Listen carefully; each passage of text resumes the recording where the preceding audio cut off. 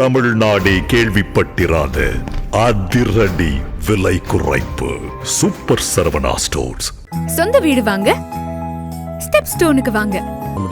Step stone நிச்சயமாக எந்த ஒரு ஆளுங்கட்சியாக இருந்தாலும் ஒரு சேலஞ்சர் விஜய் மாதிரி ஒரு சேலஞ்சர் வரும்போது அந்த ஆர்ப்பாட்டங்களில் பெண்கள் கலந்து கொள்வது அதிக அளவில் என்பது ஒரு கவலை தரும் விஷயம்தான். தேர்தல் ஆணையத்தை விட அதிகமாக அவங்க பிஜேபி திமுகவை தான் விமர்சனம் பண்ணுறாங்க. அது வந்து ஒரு கான்ஷியஸ் டிசிஷனாக கூட அவங்க பண்ணலாம். மக்கள் வந்து மனங்களை வந்து திமுகவுக்கு எதிராக மக்களை திருப்புற வேலையை திமுகவுக்கு சம்மந்தமே இல்லாத ஒரு விஷயத்தில் தமிழகத்தை சொல்லலை, கேரளத்தை சொல்லலை, அஸ்ஸாமில் பிஜேபி கவர்மெண்ட்டு. ஆனால் பிரதமர் சொன்னது மேற்கு வங்கம்ன்றார். மேற்கு வங்கத்தில் எஸ்ஐஆர் வந்து மிகப்பெரிய சிக்கலை நோக்கி நகருகிறது. தமிழ்நாட்டிலையும் நகருது, இதோட அதிகமாக வெஸ்ட் பெங்காலில் நகருது. தற்கொலைகள்லாம் அங்கே நடந்திருக்குது, பயந்து போய் எஸ்ஐஆர். இது எஸ்ஐஆர் வந்து தெளிவாக என்ஆர்சிக்கான முன்னோட்டன்றதுல சந்தேகமே கிடையாது. 2 ஆண்டுகள் பீகாரோட மூலை முடுக்கெல்லாம் சுற்றிய பிரசாந்த் கிஷோர் எங்கே? வேனில் மட்டுமே நின்றுட்டு ஒரு 7, 8, 9 கூட்டங்களில் பேசிய நம்முடைய விஜய் எங்கே? முதல்ல வந்தப்போ 2005 பெண் குழந்தைகளுக்கு சைக்கிள் ஸ்கூலில் கொடுத்தது அது மிகப்பெரிய ஒரு புரட்சியை ஏற்படுத்தியது. அதன் பிறகு ஏராளமான பாலங்கள், கட்டிடங்கள், அரசு அலுவலகங்கள் கட்டப்பட்டன. அதன் பிறகு 12 லட்சம் சுய உதவி குழுக்கள் பெண்களுக்கு. 4வதாக வந்து மது விலக்கு. 5வதாக கடைசியாக 10,000 ரூபாய். எல்லாம் சேர்ந்து கடந்த 20 ஆண்டுகள். இது நிதிஷ்குமாரின் வெற்றி, என்டிஏவின் வெற்றி அல்ல. இது நிதிஷ்குமாரின் வெற்றி. இது மோடியின் வெற்றியோ பாஜகவின் வெற்றியோ அல்ல.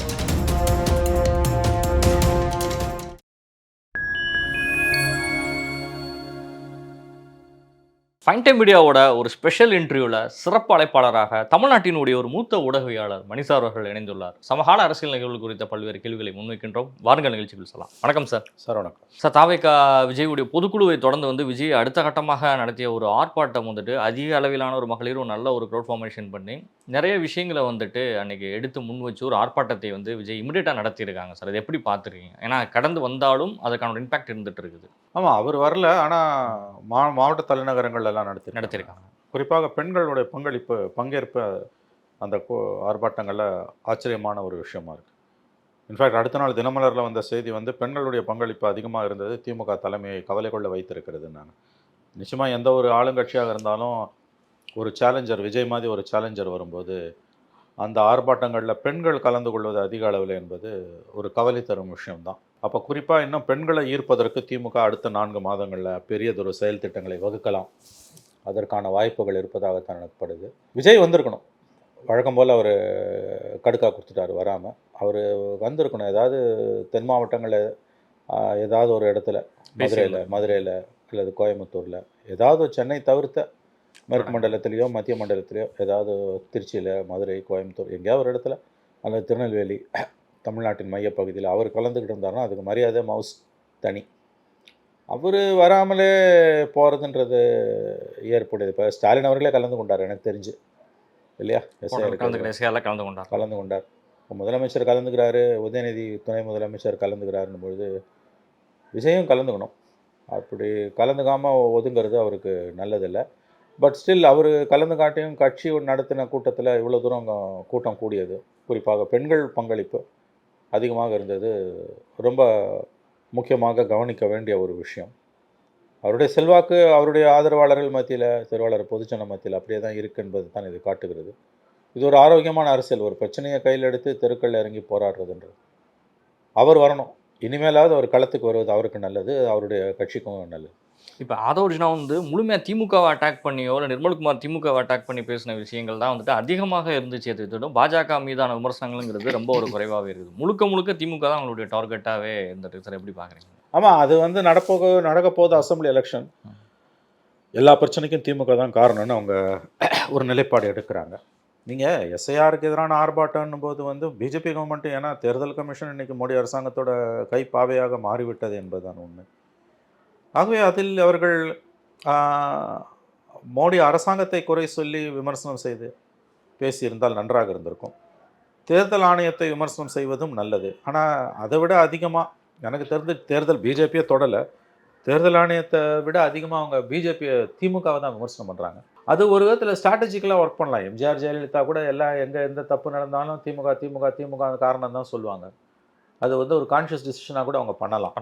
மக்கள் வந்து மனங்களை வந்து திமுக திமுகவுக்கு எதிராக மக்களை திருப்புற வேலையை, திமுகவுக்கு சம்மந்தமே இல்லாத ஒரு விஷயத்தில், மாநில அரசுக்கு சம்மந்தமே இல்லாத ஒரு விஷயத்தில், மாநில அரசு தான் அது காரணம், ஆளுங்கட்சியாக இருக்கும்போது திமுக தான் அது காரணம்னு கோத்து விடுறதுன்றது வந்து திட்டமிட்ட ஒரு அரசியல் அணுகுமுறையாக கூட, ஒரு எதிர்மறை அணுகுமுறை, ஸ்ட்ராட்டஜிக்கலாக வந்து பச்சை பொய்யை சொல்கிறது, தெரிஞ்சே சொல்கிறது, அப்படி கூட அது இருக்கலாம். அதை ஒழுங்காக செஞ்சால் கூட எனக்கு தெரிஞ்சதில் பரவாயில்ல. இப்போ விஜய் களத்தில் இறங்கி அன்னைக்கு வந்து எஸ்ஐஆரை பற்றி பேசும்போது திமுக டபுள் கேம் ஆடுதுன்ற மாதிரி கொண்டு போயிருந்தாருன்னா அதோட மரியாதையே தனியாக இருந்திருக்கும். இவர் வராமல் ஆதவ அர்ஜுனாவும் நிர்மலகுமாரும் திமுக போட்டு அடின்னு அடிச்சா அதுக்கு பெரிய அளவில் மதிப்பும் மரியாதையும் கிடைக்குமான்னு எனக்கு தெரியல. ஆனால் கூடிய கூட்டம் வந்து நிச்சயமாக திமுகவுக்கு கலக்கத்தை ஏற்படுத்தக்கூடிய, ஆளுங்கட்சிக்கு கவலையை ஏற்படுத்தக்கூடிய ஒரு கூட்டம். அதான் அதோட டேக்கவே நான் பார்க்குறேன். எஸ்ஐஆர் பற்றி அவர் சொல்லும் பொழுது இதை கொண்டு வர்றதுனால வந்துட்டு அதிகமாக பாதிக்கப்பட போகிறது வந்துட்டு தாவேக்காதாங்கிற மாதிரி நிர்மல்குமார் வந்து பேசியிருக்காரு. இதற்காகவே இது வந்து கொண்டு வரப்பட்ட மாதிரிலாம் பேசியிருக்காரு. சரி, இல்லை தாவேக்கா அதிகமாக பாதிக்கப்படுங்கிறது உண்மை. ஏன்னா யங் ஓட்டர்ஸ் ஜென்சி வந்து பாதிக்க போகிறான். ஆனால் தாவேக்காவுக்காக எஸ்ஐஆரை கொண்டு வரல, அது அபத்தமானது. யாராவது கேட்டால் எப்படி சிரிப்பாங்கன்னு எனக்கு தெரியல. அது மேற்கு வங்கத்தை குறிவைத்து கொண்டு வரப்பட்டது, இஸ்லாமியர்களை குறிவைத்து கொண்டு வரப்பட்டது. குறிப்பாக தமிழ்நாட்டில் வந்து எஸ்ஐஆரால் எவ்வளோ தூரம் பாதிப்பு இருக்குன்றதை பற்றி நம்ம இப்போது அறுதிட்டு சொல்ல முடியாது. மோடி அவர்கள் பீகார் தேர்தல் வெற்றி அன்று நாளன்று, வெற்றி நாளன்று 14ஆம் தேதி இரவு அவருடைய வழக்கம் போல் வெற்றி பெற்றவுடன் பிஜேபி தலைமை அலுவலகத்தில் தலைநகர் டெல்லியில் ஒரு பெரிய கூட்டத்தில் பேசுவார். மக்கள் வெள்ளத்தில், தொண்டர்கள் வெள்ளத்தில் நடந்து வருவார். அவர் மேலே மலர்களை தூவுவார்கள். இந்த காட்சி நாம் பார்த்து பார்த்து சலித்து போன காட்சி. அதில் பேசும்போது அவர் சொன்னது, அடுத்த இலக்கு எங்களுக்கு மேற்கு வங்கம்னு சொல்கிறார், தமிழ்நாடுன்னு சொல்லலை. ஏன்னா 5 ஸ்டேட் ஒன்றா எலெக்ஷன், தமிழ்நாடு, கேரளா, அஸ்ஸாம், பெங்கால், புதுச்சேரி. தமிழகத்தை சொல்லலை, கேரளத்தை சொல்லலை, அஸ்ஸாமில் பிஜேபி கவர்மெண்ட்டு. ஆனால் பிரதமர் சொன்னது மேற்கு வங்கம்ன்றார். மேற்கு வங்கத்தில் எஸ்ஐஆர் வந்து மிகப்பெரிய சிக்கலை நோக்கி நகருகிறது. தமிழ்நாட்டிலையும் நகருது, இதோட அதிகமாக வெஸ்ட் பெங்காலில் நகருது. தற்கொலைகள்லாம் அங்கே நடந்திருக்குது, பயந்து போய் எஸ்ஐஆர். இது எஸ்ஐஆர் வந்து தெளிவாக என்ஆர்சிக்கான முன்னோட்டன்றதுல சந்தேகமே கிடையாது. பட் எதிர்கொண்டு தான் ஆகணும் நம்ம அதை. ஏற்கனவே விஜய் வந்துட்டு அந்த எஸ்ஐஆர் விஷயத்தில் வந்துட்டு திமுக கூட்டினதெல்லாம் எங்களால் போயிருக்க முடியாது, அரசாங்கமாக கூட்டியிருந்தாங்கன்னா நாங்கள் போயிருப்போங்கிற மாதிரி சொல்லியிருந்தாரு. அது புரிதல் இல்லாத பேச்சுங்க. அதே மாதிரி தான் பேசியிருக்காரு. அரசாங்கம் எப்படி கூட்ட முடியும்? ஒரு அரசு வந்து கூட்ட முடியாது. அதனால தான் அந்த அனைத்து கட்சி கூட்டத்தை அவர் வந்து திமுக கூட்டுச்சவழியாக மாநில அரசு கூட்டல. அதனால தான் செக்ரட்டேரியட்டில், தலைமைச் செயலகத்தில் கூட்டாமல் தனியார் விடுதியில் கூட்டினாங்க. அக்காடு ஹோட்டலில், ஜகத்துக்கு சொந்தமான அக்காடு ஹோட்டலில் கூட்டப்பட்டது. எஸ்ஐஆருக்கு எதிராக கவர்மெண்ட் பேச முடியாது, அதை புரிஞ்சுக்கோங்க. மாநில அரசோ மத்திய அரசோ அரசு பேச முடியாது, ஆளுங்கட்சி தான் பேச முடியும். இந்த புரிதலே அவருக்கு இல்லை, நிர்மல்குமாருக்கு இல்லை, விஜயும் அதே என்ன இவங்க அரசியல் பண்ண போகிறாங்க. தேர்தல் கமிஷனுக்கு எழுதின லெட்டரை கொண்டு போய் மாநில தலைமை தேர்தல் ஆணைய தமிழக தேர்தல் ஆணையத்துக்கு அனுப்புகிறாங்க, உள்ளாட்சி தேர்தல் நடத்துகிற அமைப்புக்கு. ஆகவே அவர்களுடைய அரசியல் புரிதல் வந்து அபாயகரமான அளவுக்கு மோசமாக இருக்குது. அதிகமான அளவுக்கே வந்து அவங்களுடைய என்ன விஷயம் புரிதலே இல்லாமல் இருக்குது, எல்லா விஷயத்திலும் புரிதல் இல்லை. அப்படிதான் சார். இப்போ கூட விஷயம் தெரிஞ்ச 4 பேர் இதுக்கு தான் இருக்கணும். ஒரு பண்ருட்டி ராமச்சந்திரன் கூட இருந்ததால தான் விஜயகாந்தால் ஆரம்ப காலங்களில் இத்தகைய அவமானங்களை சந்திக்காமல் தப்பிச்சு போக முடிஞ்சுது. தமிழகத்தின் தலைமை தேர்தல் அதிகாரி Archana Patnaik, chief electoral officer, அவருக்கு எழுத வேண்டிய லெட்டரை தமிழ்நாடு தலைமை தேர்தல் ஆணையம் உள்ளாட்சி தேர்தல் நடத்துகிற அமைப்புக்கு அனுப்புகிறாங்க. அப்போ இந்த அடிப்படை விஷயம் கூட தெரியாதவங்க தான் சுற்றி இருக்காங்கன்னா அந்த கட்சி எப்படி வந்து ஒரு தேர்தலை சந்திக்கும்? நாங்கள் எஸ்ஐஆருக்கு எதிராக மாநில அரசு கூட்டியிருந்தால் போயிருப்போம். மாநில அரசு எப்படி கூட்ட முடியும்? வாய்ப்பே கிடையாது. கட்சி தான் கூட்ட முடியும். தேர்தல் பணிகளில் ஈடுபடுறது பூரா மாநில அரசு ஊழியர்கள். ஆகவே விஜயோட புரிதல் என்பது இதுக்கு தாங்க விஷயம் தெரிஞ்சவன் வேணுன்றது. உங்களுக்கு தெரியாதுன்றது உங்களுக்கு தெரியணும்ல. 3 விதமான மனிதர்களை ஷேக்ஸ்பியர் சொல்லுகிறார். உலகத்தில் 3 விதமான மனிதர்கள் இருக்காங்கன்னு. ஒருத்தன் அவனுக்கு எதுவுமே தெரியாது, ஆனால் எல்லாம் தெரிஞ்ச மாதிரி நினைப்பான், அவனும் ஆபத்தானவன். 2வது கேட்டகரி, அவனுக்கு ஓரளவு தெரியும் ஆனால் தனக்கு எதுவுமே தெரியாதுன்னு நினைப்பான், அவனாலையும் இந்த உலகத்துக்கு பிரயோஜனம் இல்லை. 3வது ஒரு கேட்டகரி இருக்கான், அவனுக்கு தெரியும், தனக்கு எந்த அளவுக்கு தெரியும்னு அவனுக்கு தெரியும், அவன் தான் அந்த உலகத்துக்கு உபயோகமானவன். அப்படி இருந்தால் தான் இந்த பூமியில் வந்து நீங்கள் வந்து ஒரு நல்ல மனிதனாக வாழ முடியும். அதுவும் சாதனைகளை செய்ய வரீங்க, அரசியல் கட்சிகள் நடத்துகிறீங்கன்னா 3வது கேட்டகரியாக இருக்கணும். முதல்ல உனக்கு தெரியாதது எதுன்னு உனக்கு தெரியணும். உனக்கு தெரிஞ்சது எதுன்னு கூட தெரியாமல் இருக்கலாம், உனக்கு தெரியாதது எதுன்னு முக்கியமாக உனக்கு தெரியணும். இந்த எந்த புரிதலும் இல்லாத வச்சுக்கிட்டு இவர் எப்படி கட்சி நடத்த போகிறாரு, எப்படி தேர்தலை சந்திக்க போகிறாரு ஒன்றும் புரியல. ஆனால் மக்களுக்கு அவரிடம் அவர் மீது மக்களுக்கு ஒரு ஈர்ப்பு இருக்கிறது, மக்களிடையே அவருக்கு செல்வாக்கு இருக்கிறது என்பதில் எந்த மாற்று கருத்தும் இல்லை. இதை வச்சு மட்டுமே தான் அந்த அரசியல் போயிட்டு இருக்கு. இப்போ எஸ்ஏஆர் விஷயத்தில் திமுகவோ அதிமுகவோ மக்கள்கிட்ட ஒரு புரிதலையோ ஒரு விழிப்புணர்வோ ஏற்படுத்துறதுக்கான முயற்சியாச்சும் எடுத்துட்டு இருக்காங்க. எஸ்ஏஆருக்கான முழுமையான விஷயமே வந்துட்டு தெரியாமல் தாவக எப்படி மக்கள் அணுக போகுதுங்கிற ஒரு விஷயம் இருக்குல்ல சார். அதாங்க இப்போ அதுதான் இப்போ இருக்க சிக்கல். தாவேக்காவில் ஜென்ஸி கேட்டகரிக்கு தான் பாதிப்பு, எஸ்ஐஆரால் தாவேக்காக தான் பாதிப்புன்னு நான் ஆரம்பத்துலேருந்து சொல்லிட்டு வரேன். நான் பெருமைக்காக சொல்லலை, நான் தொடர்ச்சியாக அதை பேசிகிட்டு இருக்கேன். அதிகப்படியாக எஸ்ஐஆரால் பாதிக்கப்பட ஒரு கட்சி தமிழ்நாட்டில் உண்டுன்னா அது தாவேக்கா தான். ஏன்னா அவருடைய ஆதரவாளர்கள் 18-20 வயசு, 2005க்கு பிறகு 5 பிறகு பிறந்தவன். அவன் ஓட்டர் லிஸ்ட்டில் அவன் பேர் பெரும்பாலும் இல்லை. ஃப்ரெஷ்ஷாக சேர்க்கணும், சேர்க்கும்போது சிக்கல் வருது. குடியுரிமையை நிரூபிக்கணும், அவங்க அப்பா ஆதாரம் அம்மா ஆதாரம் எவ்வளவும் இருக்குது. அவன் ஃபார்ம் 6 வாங்கி தான் அவன் இது பண்ணணும். அதுதான் நிர்மல்குமார் சொல்கிறாரு, நாங்கள் தான் அதிகமாக பாதிக்கப்பட போகிறோம். ஆனால் எங்களுக்காக எஸ்ஐஆர் கொண்டு வந்தான்றது அபத்தமான பேச்சு. ஆனால் பாதிக்கப்பட போகிறது அவங்க தான் அதிகன்றது அது சரியான நிலைப்பாடு. என்ன செய்ய போகிறீங்க? ஒரு அடுத்த கட்டமாக வந்துட்டு தேர்தல் வந்துட்டு பிஜேபி வந்து ஆட்சி அமைக்கிற அந்த கூட்டணி வந்துட்டு பீகாரில் கன்ஃபார்ம் ஆகி ஐக்கிய ஜனதா தளம் பிஜேபி அலைன்ஸ் வந்து பெரிய அளவு சக்ஸஸ் பண்ணியிருக்காங்க. 3rd பிளேஸில் இருந்த அவருடைய பிரசாந்த் கிஷோருடைய கட்சியினுடைய வாக்கு வங்கி அப்படிங்கிறது ஒரு பெரிய அளவில் இம்பாக்டை கிரியேட் பண்ணணும்னு எதிர்பார்க்கப்பட்ட விஷயம் அங்கே அடியாச்சு. அதையும் தமிழ்நாட்டினுடைய அரசியலையும் ஒப்பிட்டு பார்க்கறதெல்லாம் எந்த அளவுக்கு சார் சாத்தியம் பண்ணுவாங்க? இல்லை, ஒப்பிட்டு பார்ப்பது தவிர்க்க முடியாது, அது நேச்சுரலாக ஒப்பிட்டு பார்க்கப்படும். ஆனால் அந்த ஒப்பீடு தேவையில்லாது. நீங்கள் விஜய்க்கு நீங்கள் 1000 பிரசாந்த் கிஷோரை சொன்னாரும், கடந்த 2 ஆண்டுகளில் பீகார் முழுவதும் அவர் சுற்றுப்பயணம் பண்ணியிருக்கார். ரொம்ப தீவிர பிரச்சாரம். பீகாரோட அனைத்து கிராமங்களுக்கும் கிட்டத்தட்ட அல்லது 90% கிராமங்களுக்கு அவர் போயிருக்கார். அவர் காலடி மண்படாத கிராமமே அங்கே இல்லைன்றாங்க. அது அதிகப்படியான வார்த்தையாக இருந்தாலும் 90% அது உண்மை. பீகார் மாநிலத்தின் 90% கிராமங்களை பிரசாந்த் கிஷோர் கால்நடையாகவோ அல்லது வாகனங்களிலோ போய் பார்த்துருக்கிறார். அங்கே இருக்க மக்களோட பேசியிருக்காரு. தோத்துட்டார், அது வேறு விஷயம். 4% கீழே ஓட்டு வாங்கி தோத்துட்டார். 3% ஆகும். தோக்கிறது ஜெயிக்கிறது சகஜம். ஆனால் அவர் ஒரு அரசியலை தன்னுடைய அரசியல் எப்படி முன்னெடுத்தார்னா, இந்தியா கிராமங்களில் வாழ்கிறது என்ற மகாத்மா காந்தி என்ன அந்த கருத்தை உள்வாங்கிக்கிட்டு வறுமையில் அதிகமாக வாழக்கூடிய மாநிலமான பீகாரில் நகர்ப்புறங்களை மட்டும் குறி வைக்காமல் பீகாரோட அனைத்து கிராமங்களுக்கும் கிட்டத்தட்ட அனைத்து கிராமங்களுக்கும் அவர் கடந்த 2 ஆண்டுகளில் போய் மக்களை சந்தித்து பேசியிருக்கிறார். விஜய் தமிழ்நாட்டில் எத்தனை கிராமங்களுக்கு போனார்? மாவட்ட தலைநகரங்களே இன்னும் முழுசாக கம்ப்ளீட் பண்ண முடியல. அதுவும் வேனில் நின்றுட்டு பேசிட்டு போயிருக்காரு. பரந்தூருக்கு வந்தார்னா வேனில் நின்றுப்பார். திருச்சி, அரியலூர், நாகப்பட்டினம், திருவாரூர், நாமக்கல், கரூர் எல்லாம் வேனு மேலே நின்றுங்கன்னு 2 ஆண்டுகள் பீகாரோட மூலை முடுக்கெல்லாம் சுற்றிய பிரசாந்த் கிஷோர் எங்கே? வேனில் மட்டுமே நின்றுட்டு ஒரு 7, 8, 9 கூட்டங்களில் பேசிய நம்முடைய விஜய் எங்கே? தோக்கிறது ஜெயிக்கிறது ரெண்டாவதுங்க. அவர் மக்களாக போய் நின்னார், 4% ஓட்டு வாங்கினார். அடுத்த எலெக்ஷனில் அவர் கூட வாங்கலாம். ஒரு அடித்தளத்தை அமைச்சிருக்காரு. தன்னோட ஓட் பேங்கை தோக்கிறது ஜெயிக்கிறத வச்சு ஒரு மனிதனை ஒரு கட்சி எடை போடக்கூடாதுங்க. தோக்கிறதும் ஜெயிக்கிறதும் காலம் சம்மந்தப்பட்டது, வரலாறு சம்மந்தப்பட்டது. இன்றைக்கி கீழே இருப்போம், மேலே இருப்போம், நாளைக்கு மேலே இருப்போம், கீழே இருப்பான். தங்கராட்டினம் தான் இந்த அரசியல். அவன் அந்த மனிதன் போராடி இருக்கான், மக்கள்கிட்ட போயிருக்கான், 4% வாக்குகளை வாங்கியிருக்கான். எத்தனை கிராமங்களுக்கு விஜய் போனார்? பிரசாந்த் கிஷோர் அதில் எலெக்ஷனில் முன் வச்ச விஷயங்களும் அவங்க என்னென்னலாம் ஒரு ப்ராடாக எல்லாமே யோசித்து எல்லாமே வச்சாங்க. ஆனால் இங்கே எஸ்ஐஆர்லேருந்து நிறைய விஷயங்களுக்கு ஒரு புரிதலே இல்லாமல் ஒரு அரசியல் கட்சி ரன் ஆகிட்டு இருக்குது. இன்னொரு பக்கம் டோட்டலாகவே மக்கள் க்ரௌடு எந்த பக்கமும் சரி, இவ்வளோ பெரிய கரூர் இன்சிடென்ட்டுக்கு அப்புறமும் பெண்களுடைய க்ரௌடும் சரி எல்லாமே விஜய்க்கு ரொம்ப சாதகமான ஒரு நிலை ஏற்படுத்தியிருக்கிறது. எப்படி சார்? அதுதாங்க ஆராய வேண்டிய விஷயம். உண்மையிலேயே திமுக கவலைப்பட வேண்டிய விஷயம். விஜய் கவலைப்பட வேண்டியது, தாவேக்கா கவலைப்பட வேண்டியது எஸ்ஐஆரை பற்றி. ஏன்னா அவருடைய ஆதரவாளர்களை முதல்ல வாக்காளர் பட்டியலுள்ள கொண்டு வரது ஒன்று மட்டும்தான் அவருக்கு இன்றைய நோக்கமாக இருக்குமே தவிர வேறு எதுவும் அவருக்கு நோக்கமாக இருக்க முடியாது. குதிரைக்கு லாடம் கட்டின மாதிரி விஜயும் தாவேக்காக்காரர்களும் கவலைப்பட வேண்டியதா அவர்களுடைய ஆதரவாளர்களை வாக்கு வங்கியாக கருதப்படுபவர்களை ஓட்டர் லிஸ்ட்டில் கொண்டு வரது, வாக்காளர் பட்டியல் எனுமரேட் பண்ணுறது எப்படின்றத பற்றி மட்டும்தான் அவங்க முதல்ல கவலைப்படணும். திமுக கவலைப்பட வேண்டியது என்னென்னா, விஜய்க்கு இருக்கக்கூடிய செல்வாக்கு. என்ன தான் விஜயை திமுக ஏளனம் செய்து நக்கல் பண்ணி ஏகடியம் செய்தாலும் அது காற்றுல கட்டுற கோட்டை, காகித கோட்டை, தாஜ்மஹால் ஆகுது இப்படிலாம் டைலாக் பேசினாலும் விஜய் திமுகவுக்கு பெரிய தலைவலியாக உருவெடுத்திருக்கிறார். இந்த பெண்கள் கூட்டம் இன்னும் கூடுதல் பிரச்சனையை திமுக உண்டாக்குது. ஸோ விஜய் கவலைப்பட வேண்டியது எஸ்ஐஆரை பற்றி, ஸ்டாலின் கவலைப்பட வேண்டியது விஜய்க்கு கொடுக்குற பெண்கள் கூட்டத்தை பார்த்து. இதுதான் உண்மை.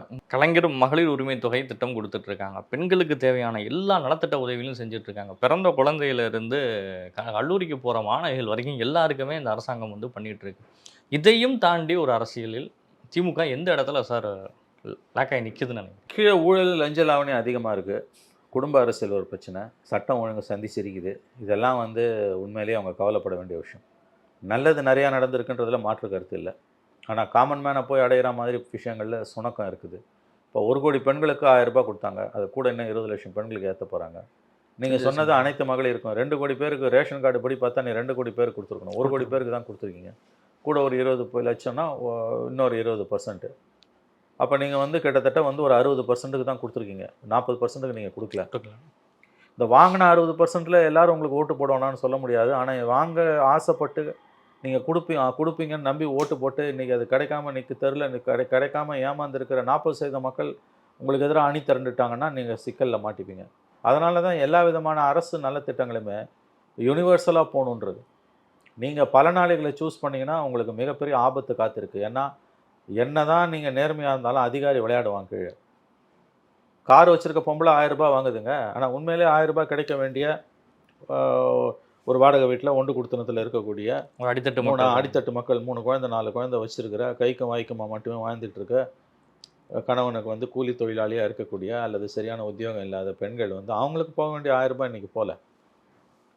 கார் வச்சுருக்கவங்க வாங்குறாங்க, கட்சிக்காரன் வாங்குறான், கட்சிக்காரன் வந்து திமுக காரன் வீட்டில் வேலை செய்கிறவங்க முதற்கொண்டு வாங்குறாங்க. அது தவிர்க்க முடியாது. அதாவது நீங்கள் வந்து பலனாளிகளை சூஸ் பண்ணிங்கன்னா இது நடக்கும். அதனால தான் கலைஞர் காப்பீட்டு திட்டம், கலைஞருக்கு தொலைக்காட்சியை கலைஞர் வந்து பெனிஃபிஷரி இல்லாமல் யூனிவர்சலாக கொடுத்தாருன்னா இந்த சிக்கல் வரும்னு அவருக்கு தெரியும். அதே மாதிரி ஜெயலலிதா அம்மா உணவகத்தை ஆரம்பிக்கும் போது அந்த அம்மா கிட்ட போய் சொன்னாங்க, 5 ரூபாய் சாப்பாடு கூடுறாங்கம்மா, காலையிலேயும் மத்தியானமும் சாயங்காலமும் 5 ரூபான்னு சாப்பிட்டு 15 ரூபாயில் முடிச்சுக்கிறான், மாதம் 450 ரூபாய் தான், 50,000 ரூபாய் சம்பளம் வாங்குற ஐடி ப்ரொஃபஷனல்ஸும் இதை செய்கிறாங்கன்னு போது சாப்பிட்டு போட்டுமே என்ன இப்போ அதனாலன்னாங்க. ஏன்னா அங்கே போய் நீ வந்து பலனாளிகளுக்கு தான் ஆதார அடையாளம் வை, அதை வை, இதை வைன்னீங்கன்னா அப்போ ஆதார் இல்லை. ஏதாவது ஒரு அடையாளத்தை வச்சிங்கன்னா என்ன ஆகும்னா, அரசு கொடுக்கக்கூடிய நலத்திட்டங்களில் வந்து நீங்கள் பலனாளிகளை சூஸ் பண்ணிங்கன்னா கீழே அதிகாரி விளையாடுவான், கட்சிக்காரன் விளையாடுவான், போய் சேர வேண்டியவனுக்கு சேராது. வாங்கினவன் அத்தனை பேரும் ஓட்டு போடுவான்னு கிடையாது, ஆனால் வாங்காதவன் அத்தனை பேரும் உன் கட்சிக்காரனாக இருந்தால் கூட உனக்கு எதிராக அணி திரண்டுருவான். எல்லாருக்குங்கிறப்ப வந்து பிராடா எல்லாருக்கும் போயிடும். இப்போ நீங்கள் என்ன சொன்னீங்க உங்களோட வாக்குறுதியில் 1000 ரூபாய் வந்து தகுதி உள்ளவங்க, நீங்கள் 1000 ரூபாய் அனைத்து மகளிருக்குன்னு. ஆனால் ஜெயிச்சு வந்து 2.25 வருஷம் 27 மாதம் பொறுத்து கொடுக்குறீங்க. கொடுக்கும்போது என்ன சொல்கிறீங்க, தகுதின்றீங்க. அது என்ன தகுதி? உங்கள்கிட்ட 1000 ரூபாய் வாங்குறதுக்கு அவன் என்ன யூபிஎஸ்சி எக்ஸாம் எழுதணுமா இல்லை நீட் எழுதணுமா? அது இல்லையா? அப்போ 1 கோடி பேருக்கு விடுபட்டுது. அதுவும் அவனும் வாக்காளர், அவன் நீ 1000 ரூபாய் கொடுப்பா தான் ஓட்டு போட்டான். அந்த 1 கோடி உனக்கு எதிராக அணி திரண்டுருவான். ஆனால் வாங்கின 1 கோடி உனக்கு போடுவானான்னு சொல்ல முடியாது. அதில் பக்கா அதிமுக இருப்பான், பக்கா திமுக வெறுப்பாளர்கள் இருப்பாங்க. அவன் 1000 ரூபாய் வாங்குவான், எதிராக குத்துவான். இப்போ இங்கே இந்த சிக்கலை தான் நீங்கள் எப்படி எதிர்கொள்ள போகிறீங்க? இப்பயும் டிசம்பரில் அறிவிப்பு வர இருக்குது. மேக்ஸிமம் கொடுக்க போறாலும் 20 லட்சம் பேருக்கு மட்டும் தான் கொடுப்பாங்க. இன்னும் 1 கோடி பேர் கொடுக்க முடியாது. இமிடியேட்டா நடக்காது. அப்போ முழுமையான திட்டத்தை கொண்டு போய் சேர்க்கல. நீங்கள் கொடுத்த வாக்குறுதி என்னங்க? அனைத்து மகளிருக்கும் சார், அனைத்து மகளிருக்குன்னா நான் குறைஞ்சபட்சம் எப்படி சொல்கிறேன், அரிசி கார்டு இருக்கவங்க 3 விதமான ரேஷன் கார்டு, அரிசி, சக்கரை கார்டு, அடையாள அட்டை. சக்கரை கார்டை விட்டுரு, அடையாள அட்டையை விட்டுரு. அரிசி கார்டு தான் வந்து பேசிக் பெனிஃபிஷரி. அரிசி கார்டு இருக்கவங்க அத்தனை பேருக்குன்னா அது வந்து 1,95,00,000 பேர், 2 கோடி பேர். நீ 2 கோடி பேர் கொடுத்துட்டு போயிருக்க வேண்டியதானே? நீ அதில் போய் கிரைட்டீரியா வச்ச, அதில் எவ்வளோ பேர் கொடுக்குற? இப்போ சரிபாதி கொடுக்குற. சரிபாதி கொடுக்கறதுல வாங்குறவன் அத்தனை பேரும் ஓட்டு போடுவான்னு உத்தரவாதம் இல்லை கண்ணா. ஆனால் வாங்காதவன் அத்தனை பேரும் எதிராக திரண்டுருவான். அதில் திமுககாரன் இருப்பாங்க, திமுககாரன் இருப்பான், கிடைக்காத கேட்டகரியில். ஆகவே இது ஒரு பிரச்சனை தான். நான் அதான் சொன்னேன், கலைஞர் கொடுத்த வண்ண தொலைக்காட்சியும் ஜெயலலிதா செஞ்ச அம்மா உணவகமும் எப்படி எல்லாருக்கும் தானே கொடுத்தாங்க. அதே மாதிரி வெள்ளத்தில் பாதிக்கிறான் 2000 ரூபாய் கொடுன்னா எல்லாருக்கும் தான் கொடுத்தாங்க. டாக்டர்ஸ்லாம் காரை வந்து பார்க் பண்ணிட்டு வந்து கியூவில் நின்று வாங்கிட்டு போன டாக்டருங்களை நான் பார்த்துருக்கேன்.